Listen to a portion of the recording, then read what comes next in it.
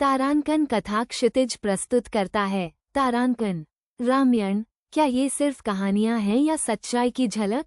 नमस्कार दोस्तों, कथा क्षितिज में आपका स्वागत है। आज हम एक ऐसे प्रश्न पर विचार करेंगे जो सदियों से लोगों के मन में घूम रहा है। क्या रामायण की कहानियां, जिनके केंद्र में अयोध्या, लंका और किष्किंधा जैसे राज्य हैं, सिर्फ कल्पना है या उनके पीछे कोई भौगोलिक सच्चाई भी छिपी है? क्या ये राज्य वाकई में अस्तित्व में थे? रामायण वाल्मीकि द्वारा रचित भारत की सबसे महत्वपूर्ण और पूजनीय कहानियों में से एक है। ये सिर्फ एक कहानी नहीं है, ये हमारी संस्कृति, इतिहास और धर्म का अभिन्न अंग है। इसमें राम, सीता, लक्ष्मण और हनुमान जैसे पात्रों के जीवन और उनके संघर्षों का वर्णन है। लेकिन आज हम इस कहानी के भौगोलिक पहलू पर ध्यान केंद्रित करेंगे। सबसे पहले बात करते हैं अयोध्या की। रामायण के अनुसार अयोध्या कोसल राज्य की राजधानी थी और सरयू नदी के किनारे बसी हुई थी। आज उत्तर प्रदेश में अयोध्या नाम का एक शहर मौजूद है और सरयू नदी भी वहीं बहती है। कई इतिहासकार और पुरातत्वविद मानते हैं कि वर्तमान अयोध्या ही प्राचीन कोसल राज्य की राजधानी थी। अयोध्या में मिले प्राचीन अवशेष और शिलालेख इस दावे को और भी मजबूत करते हैं। खुदाई में मिली मूर्तियां और इमारतें उस समय की सभ्यता और संस्कृति का वर्णन करती हैं, जो रामायण में वर्णित विवरणों से काफी मिलती जुलती हैं। अब आते हैं लंका पर। रामायण में लंका को एक समृद्ध और शक्तिशाली नगरी बताया गया है, जो समुद्र के पार स्थित है। ये रावण का राज्य था। ज्यादातर लोग मानते हैं कि लंका आधुनिक श्रीलंका ही है। श्रीलंका में कई ऐसे स्थान हैं जिनका उल्लेख रामायण में मिलता है।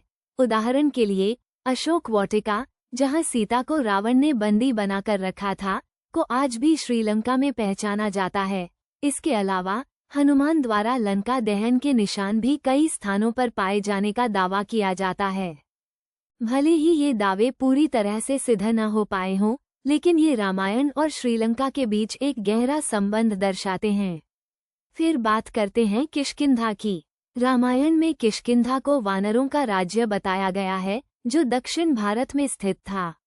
माना जाता है कि किष्किंधा आधुनिक कर्नाटक के हम्पी के आसपास का क्षेत्र था।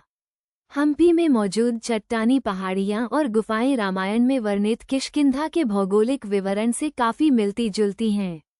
यहाँ हनुमान का जन्मस्थान भी माना जाता है, जिसे अंजनाद्री पर्वत कहा जाता है। हम्पी के आसपास के मंदिरों और मूर्तियों में भी रामायण की कहानियों का चित्रण मिलता है। तो क्या रामायण के राज्य सिर्फ कल्पना हैं? इसका जवाब देना मुश्किल है, लेकिन अयोध्या, लंका और किष्किंधा जैसे स्थानों का आज भी अस्तित्व और उनसे जुड़ी कहानियां हमें सोचने पर मजबूर करती हैं कि शायद रामायण में वर्णित कहानियों में सच्चाई का कुछ अंश जरूर छिपा हुआ है। हो सकता है कि ये कहानियां किसी प्राचीन सभ्यता और संस्कृति का वर्णन करती हों, जिन्हें समय के साथ बदल दिया गया हो, लेकिन उनकी नींव ऐतिहासिक तथ्यों पर आधारित हो।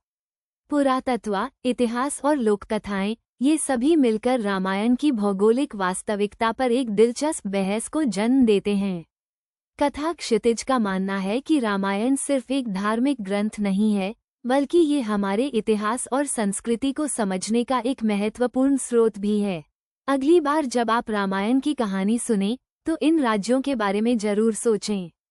क्या वे सिर्फ कहानियां हैं या वे हमारे अतीत की झलक हैं?